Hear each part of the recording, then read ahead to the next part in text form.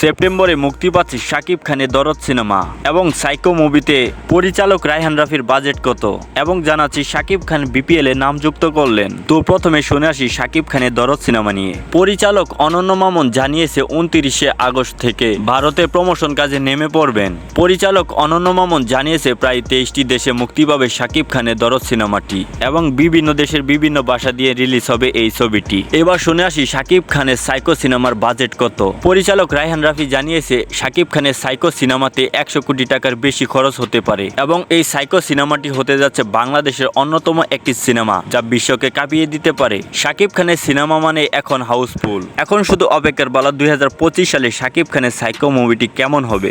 এবার আসা যাক শাকিব খানের বিপিএল এ নাম যুক্ত করার খবরটি নিয়ে। শাকিব খান চেয়েছিল শাকিব খানের মালিকানায় বিপিএল এ একটি দল চলুক।